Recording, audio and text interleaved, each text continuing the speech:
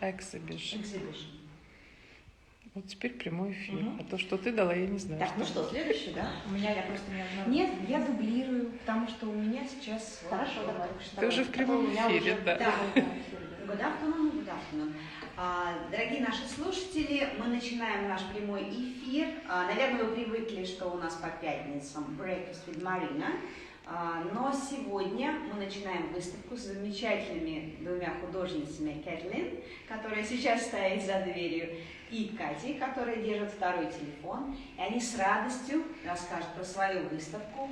Выставка называется «Разговор по душам». Если у вас будут вопросы, пожалуйста, задавайте. Ну и, конечно, посетить нашу выставку можно в офлайн режиме, прийти к нам в гости. Пожалуйста, звоните, записывайтесь. Ну что, Да. Thank you, Larissa. I will translate a bit into English. Hello to everybody. I'm Kathleen Cailler, Katya Cailler as a painter. And we're glad to welcome you here in our educational center, Smart and Dark. Actually, the event which we organize here is exhibition Dialogues with the Soul. And there are two female painters. We promote female painting. Here, Russian and American. Me as Russian, Katya Cailler, and American, French, Kathleen, American. Both French and American, Kathleen Cailler. And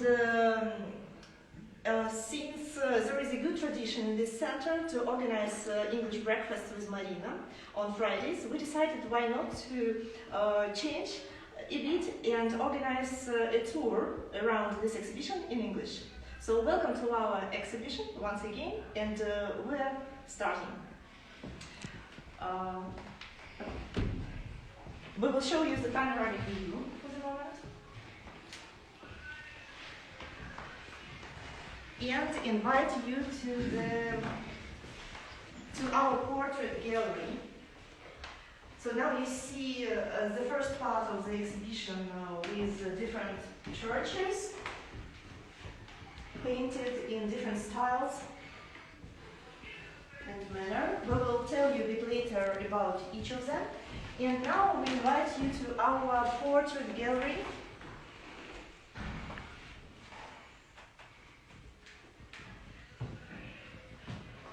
This is Kathleen. So welcome to our portrait gallery. We can start from Kathleen, probably, right? Okay. Please feel free to send us questions in English, French, or Russian. We will be glad to answer them. So please. I'm thinking with this one because it's the most, it's the oldest. This is an auto-portrait. So it's a self-portrait made from just normal graphite, normal crayons, normal camouflage. For example, when he was working on the portrait of one of his fellow artists, a young woman who died young, unfortunately, he tried 50 times, and 50 times erasing it, each time with oil.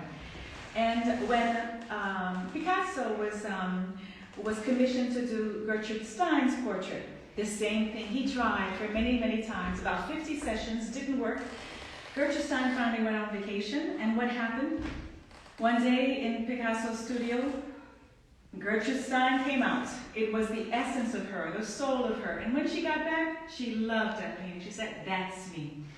It wasn't precise, but there was something. Okay? And so after many tries, this is what came out. And I didn't think it looked like me. Now, this is a long time ago. But everyone who has come into my home has always said, "Kathleen, isn't that you?" So I can tell that you can feel the energy. If I may interrupt, sorry. Go ahead, no problem. You can feel the energy of the portrait, and you can feel that this energy comes along. Actually, it's the same as Kathleen's one. So even if I agree almost with everything, that if you even make some not mistakes, but some features maybe not really 100% like you, it still can show people that you are on this portrait because your energy is absolutely, I don't know. Yeah, it's obvious. It's around. It's energy. obvious. Exactly. Yeah, absolutely. So yeah, Exactly. sorry for interrupting. Exactly, and I think as far as energy is concerned, energy and soul, it's so linked. There's this group, this great soul, which is all around us, and we are just parts of it. And then sometimes when we're painting, it's not Kathleen. For a moment, it's me having a direction, having the project, etc. And at some point, when you're doing something, like anything you do that you love, you're into it. You're so much into it. You're not there. It's bigger than you. It's bigger than you. Okay. And so this was made in Estonia. These three were made in Estonia. This was made looking at not the mother of the child, but we were three friends having lunch somewhere, and one of the other girlfriends took the baby because you just have to breathe in the smell of babies. It's so pure and innocent, and it probably reminds us unconsciously of when we were so fragile and lovely and cuddable. Anyway, and this is a pastel. And it's interesting that it's pastel on canvas, right? Yes, it's on canvas. Unusual actually for Russian painters, if I may say like this. Yeah. We never studied such technique, but yeah, for me it was unusual also. Oh, okay. And this one, I was on one of the beaches in Tallinn, and it's a beach called Kakumai, near my home. And there were many children playing and etc. But what's funny is how, as a person, your attention is directed to someone. Okay, there were guys, little boys playing, there were girls playing, and there was this child, this little girl playing by herself. And I started just painting her in a little notebook, watercolor notebook. That little painting became a pastel, and then it became an oil. Now, I was thinking the other day when we were hanging this exhibit, why? Why did I choose her? And I think we choose, as artists, we're a bit permeable. It's like we're sieves. So we attach ourselves to certain things, certain signs of beauty, or certain emotions, etc. And I think what attracted me to her was this love. She just enjoyed playing by herself. She didn't even try to play with the others. She was building something, and that was her whole world. And she left there very happy. So, and I guess that's what I do too, because when you paint, you do it basically alone. This was a painting after a photo that I had taken in Japan. Now, what you see around is really the wood of the temple, the entrance. There on the top is water. So this temple, in part, is on water. And when you enter a Japanese temple, you must take off your shoes. And there are slippers for adults to put on. But there's nothing for children. So parents come with the slippers for their kids. And so the parents put down her little red felt slippers, and the little girl put on her slippers. And I asked them, may I take a picture? Because she was just so cute. And so I took a picture, and it didn't figure in any exhibition in Japan because I painted it years later when I wanted to do another exhibition on Japan, but in Paris. So that was painted then, about a year before this one. This is another Japanese little girl, but in a park in Paris near where I live. I live in the 15th. And the park is called Georges Brassens. Georges Brassens was a famous French singer. And if you like humorous songs that really have soul, talk about soul, that really have soul and the life of people in Paris, even now as things change, etc., listen to Georges Brassens. So this park actually used to be a place where they had horses and cattle for for meat actually. Okay, so they would very often in these cases, when these places change, they have to be sanitized. So they become parks, and this is how this park was created. And the little girl was doing something I loved doing as a kid, and I mean, if there's something I always bought my kids, or I always made for my kids, it was adding soap to little containers like this to make more bubbles in their baths, or outside when they could, okay? And so I asked the mom, could I paint her? And this is a little girl. Many people say it's a little boy, but this is a little girl. Short hair. But you know, sometimes as girls, we have to look like boys if we want to do things, you know? Anyway, so I took a photo of her, and unfortunately, because maybe I'm technically challenged, the photo was a video. I had to stop, I don't know how many times to paint this painting, especially the bubbles. So anyway, so that's part of Seoul. And this one is, this comes from Montreal. Can you show Oh, us? sorry, yes. Yes, so this comes from Montreal. I call it Marie. I was showing a friend how to paint portraits with pastels. And so I had done a few things to show her.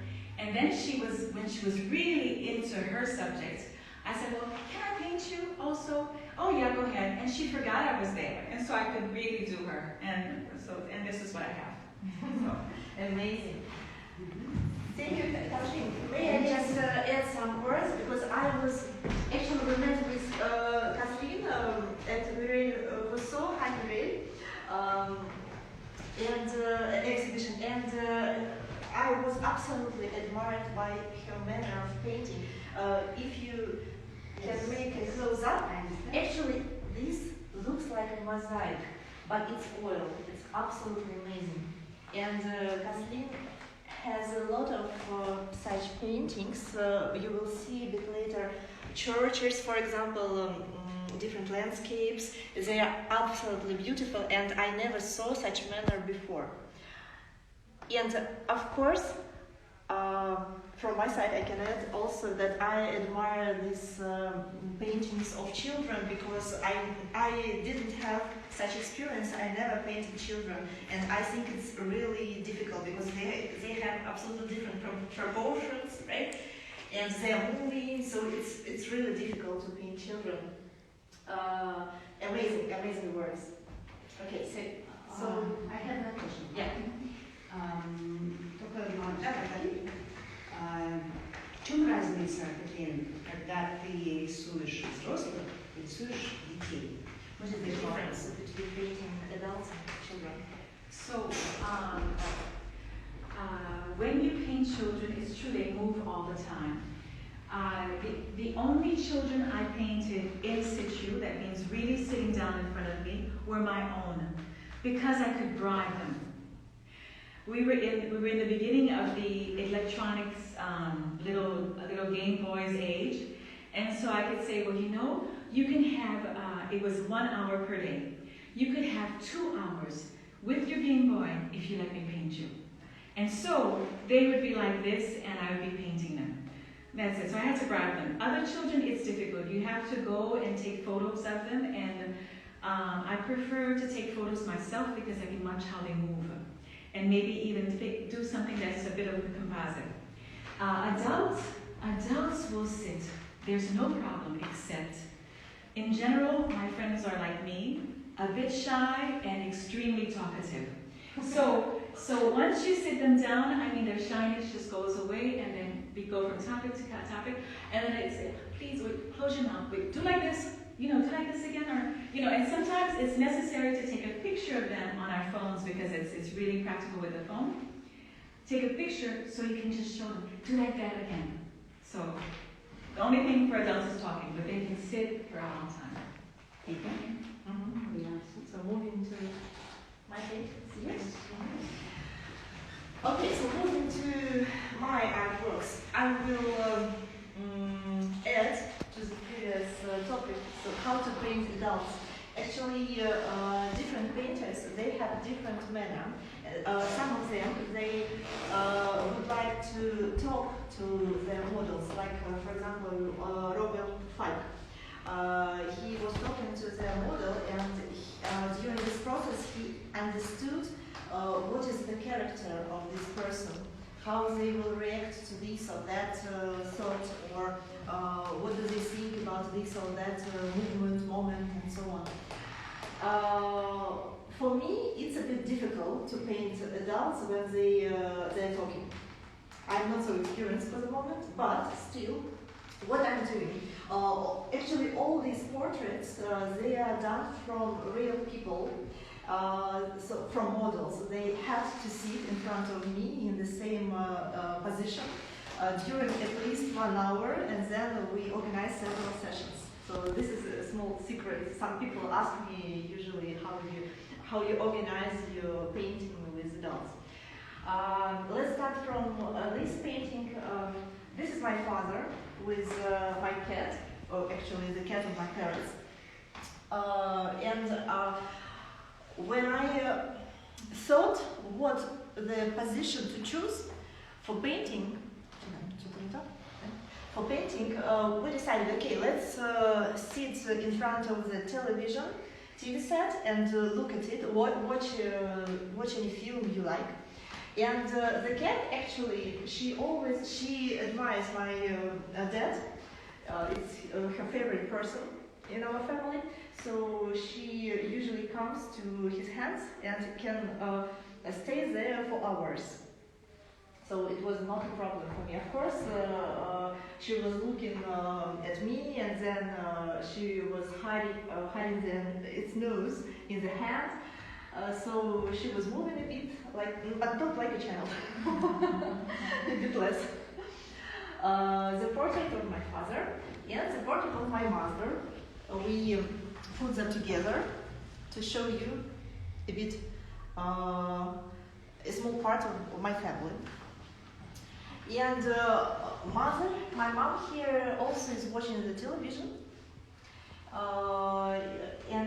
The portrait was painted in the kitchen. You see the cabin here, you see different stuff around, for example here, so on. So I thought this is a very nice summer mood with summer flowers. This is a good atmosphere to paint my mother, because she spends a lot of time in the kitchen, actually. So that was the reason we decided to paint it there, to paint her there. Another portrait of Tatiana. If you remember, I mentioned that it's interesting for me to work in different manners and to work in different colors and tones. So this was the trial to paint in light colors, to play with the light colors, but you see also different tones on the painting. You see a bit darker tone here, a bit of lighter things, and also the face here. The manner of painting the face here is different, because if my dad and on the portrait of my dad and my mom, you see the eyes, the lines, of the eyes and different details. Here you don't see the details. It's like an general image of a person, a bit of a soul of a person, not exact details of the face. And the previous portraits were painted in oil. This one is pastel portrait. Pastel portrait of Maria, the model Maria. Maria is a professional model. And I tried to create some kind of not artificial, but imaginary world here, and tried to show her emotions, her thoughts on the painting. Let's move to another one. It's Chris.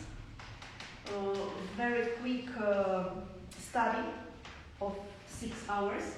6 hours it took.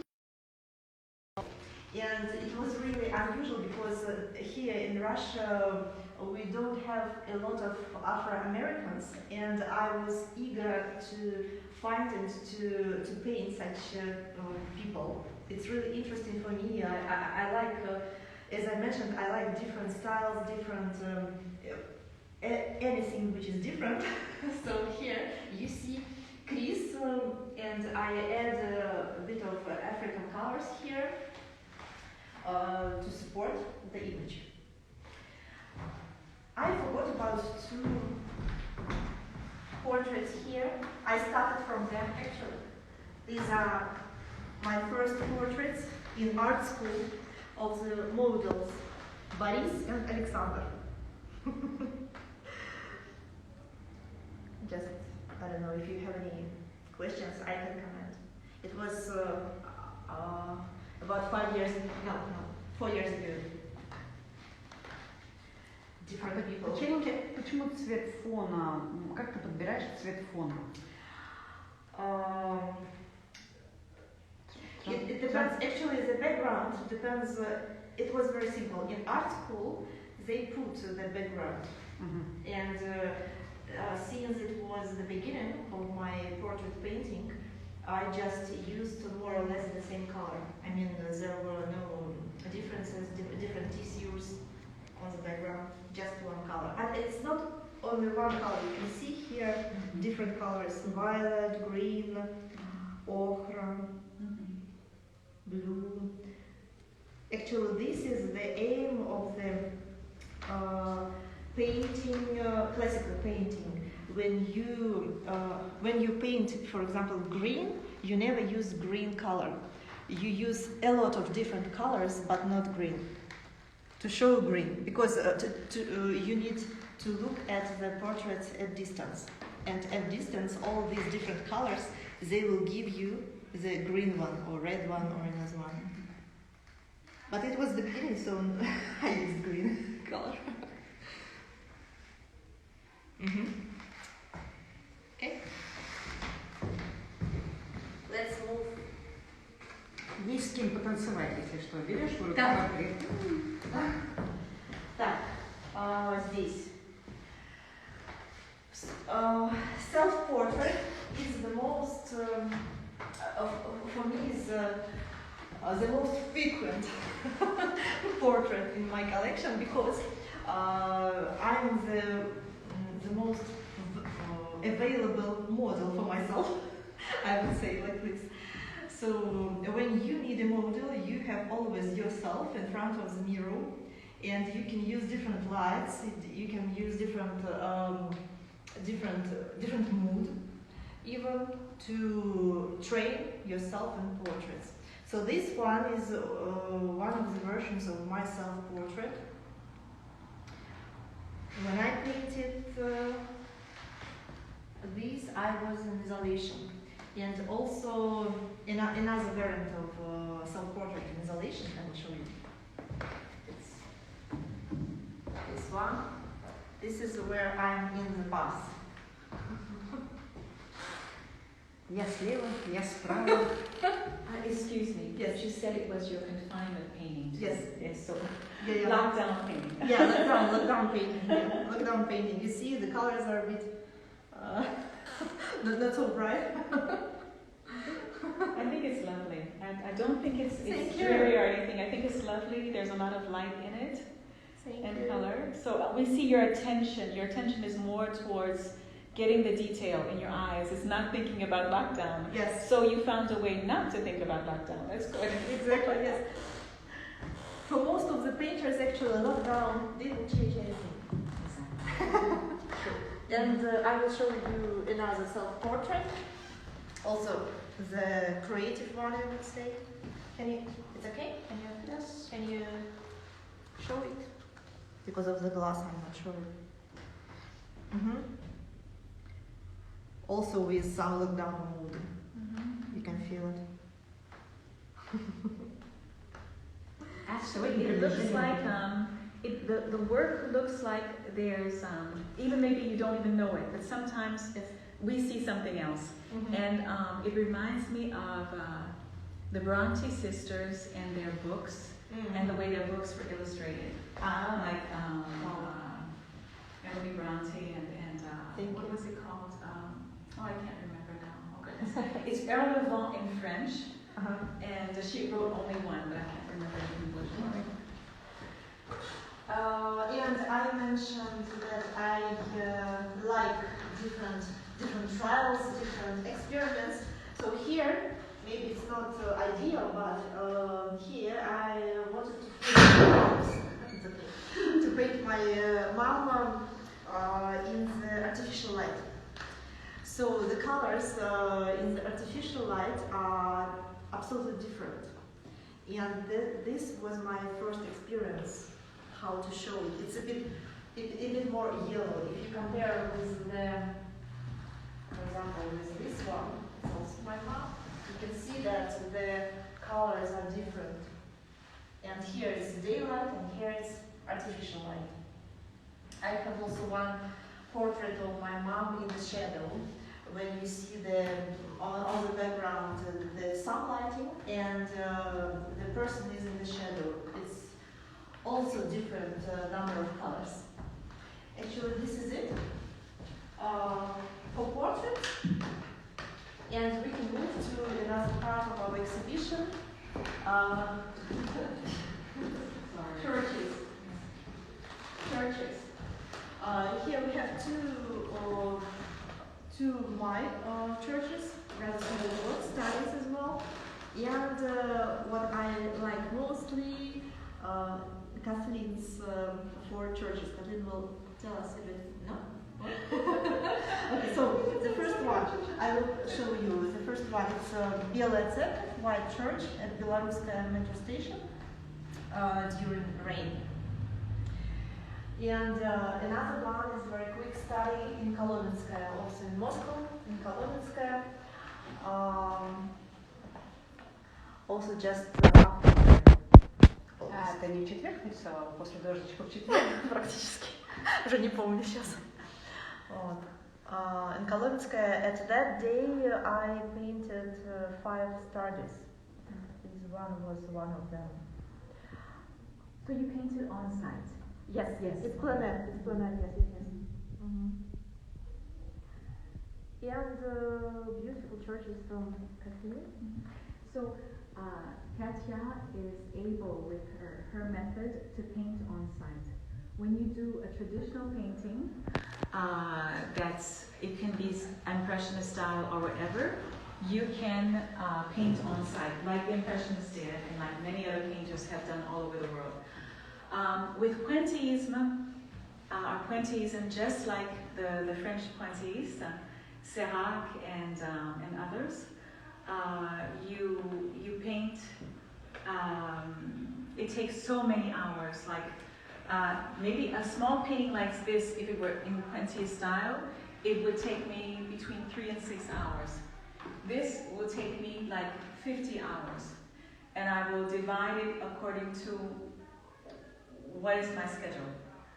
Okay, and for this painting, for example, Magical Moment by Day in the Forest, it's a painting that is about a church that I found while skiing, doing some country skiing with a group of friends from Moscow Accueil, a group here in Moscow, and there's always a French group everywhere in the world called something Accueil, Prague Accueil, whatever, Abu Dhabi Accueil, and then we stumbled on this cross-country skiing. Everything was white. I don't even know how to do cross-country skiing. And stumbling on this, for me, it's sanctuary, okay? It was just coming out of the woods, this church, and there was no lights on it. It was our little headlamps that lighted up the church. And you'll see it in the next one. The next one is the night scene. This is the day scene when we stumbled on it again with the snowmobiles. Okay, and we learned. Someone did give us a tour about of the area and explained to us that this church. I don't remember, of course, when it was built. I don't remember when it fell into ruin. Dates escape me.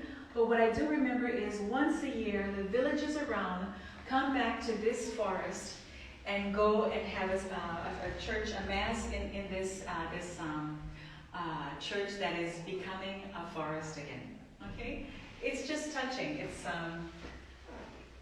ruins bear a bit of the vibrations of lives past, and in churches, where the churches have always been churches, are still in activity, or whether they have become what's called redundant in English. There's still vibrations. I've seen redundant churches in Canada, for example, that became libraries. I've seen others, chapels and churches in England that were redundant, and they became people's homes. So it's just beautiful. And I've never painted churches before coming to this country, to Russia. I never painted churches. I've always loved churches. It's a place where I can go to gather up my pieces if I need to, or I can just go and breathe another type of air. And the air is filled with vibrations of lives past, vibrations of lives present. And so this is the night scene, another magical moment by night. And this is in Ashtarova, about 500 kilometers north of Moscow. Now we come back to Moscow. And this is St. Andronika's Monastery. It's a place where there is the Museum of Icons called Andrei Rublev. So I went to see it on a winter's afternoon, and a winter afternoon in Moscow means that you're going to lose the sunlight at 3:30. So it's night very quickly. You can do all the photos of night scenes you want to do. And this one is it's called Christ Savior, and it's the cathedral you see from the park, Museum Park, which I look at as my backyard because I live near. And this church has a very interesting history because the church was destroyed to build something else, to build one of the beautiful sisters that Stalin created around Moscow, within Moscow, which were the high rises or skyscrapers of Moscow. And though they raised the church and built and dug up to build the bases they needed to make a wonderful skyscraper, there was not enough finances to continue. And so this area, if I'm talking about it correctly, became a pool, a lovely pool that people enjoyed for years and years and years. And some people regret even now. And then it became a church again. There was money. There are people who loved this church so much that when it was raised, they began to put money on the side, in their beds, in their mattresses, in a cupboard, etc. And when they died, they left papers saying, if ever this church is rebuilt, this is the money for it. And so actually, when there were so much funds to do this church was rebuilt. And that's why the perspective is a perspective a bit like this. It has nothing to do with the pool, but in my mind, underneath there is this depth. And if you ever visit it, you'll visit the depth of the church and the heights of the church. Really beautiful. So there you go. And it's really amazing. May I interrupt? Yes. Also, you jumped into. It's amazing. Actually, the churches were the first paintings which I saw at the Kathleens exhibition in Moscow, at Muriel office, and absolutely amazing. I mentioned it before, and you can see it's like when you make a close up here, it's like a mosaic. You never see that. You never think even sometimes, right? If maybe you never guess what is the technique. What is it's really interesting. I admire it. So I repeat, but I still admire it. So this is a technique that I stumbled on when I was at art school. Really? Yes, because the drawing teacher said, I want you to make a triptych, which is 3 paintings of a scene that continues, with the most economical means and on the least expensive medium. Okay, and so I took paper, blocked out 3 scenes, 3 squares or 3 rectangles, and with my calendash, my crayon, I just started my pencil. I just started a movement of air and clouds and birds, and you could see it just moving towards not much to more to less. And when he was behind me, the teacher, of course, in an art school is always behind you at some point, and is evaluating and criticizing, etc. And he was very apt to criticize very quickly. And this time I stumped him. He didn't know what to say. He was looking for a few minutes. And he said, interesting, you observed everything I've asked for. And then he said, but pointillism isn't a good idea because it didn't give on to anything.